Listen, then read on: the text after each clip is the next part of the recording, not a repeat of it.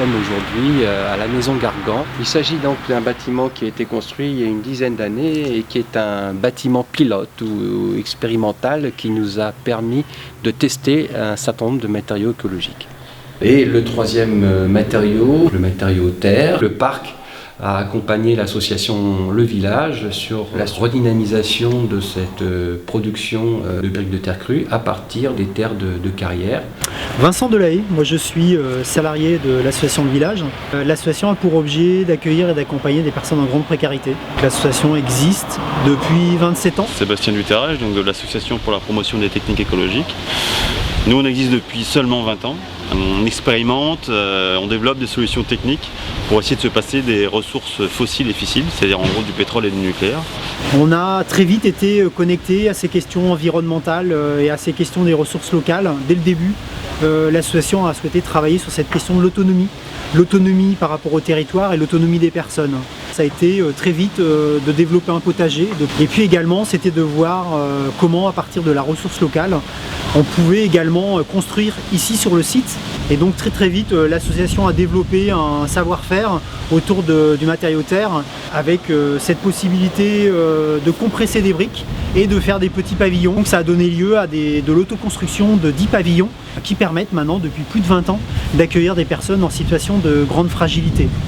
À partir de 2008-2009, on a commencé à produire des briques pour les vendre. On est très attaché à la qualité de ce que l'on fait, donc on est aussi dans cette recherche de cohérence. Pour nous, les choses sont complètement liées entre cette dimension économique et cette dimension sociale.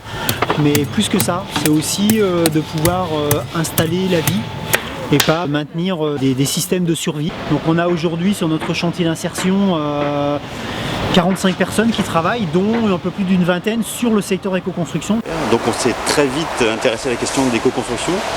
Donc forcément on s'est intéressé aux matériaux locaux et aux matériaux terre. D'abord pour faire des bâtiments performants pour l'hiver, mais on a voulu aller beaucoup plus loin bien sûr, faire des bâtiments performants aussi pour l'été, ce qui est quand même l'enjeu majeur ici dans la région, mais maintenant même sur toute la France. On s'appuie notamment sur l'association APTE pour effectivement essayer d'infuser le plus possible ces techniques constructives auprès des autoconstructeurs, mais également auprès des collectivités. Avec notre équipe chantier d'insertion, on répond à des marchés publics, mais ça c'est pas toujours évident.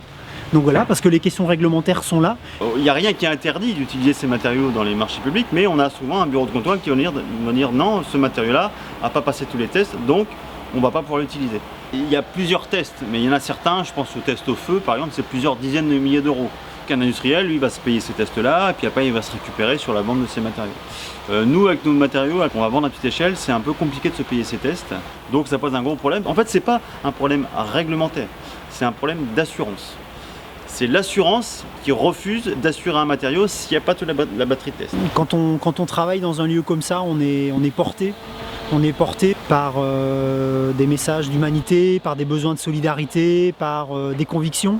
Mais c'est les contraintes réglementaires et à la fois les emprises économiques des multinationales qui font que ce que l'on défend et ce que l'on promeut à plein d'endroits sur le territoire national, ça a du mal à voir le jour. Mais on est là effectivement pour continuer à établir du rapport de force et à faire en sorte que toutes nos petites expériences très riches, ajoutées les unes à côté des autres, puissent répondre à l'ensemble des besoins et puissent nous permettre ce changement d'échelle utile à la planète mais également utile à plein de gens pour qui effectivement c'est une réponse aussi sociale adaptée.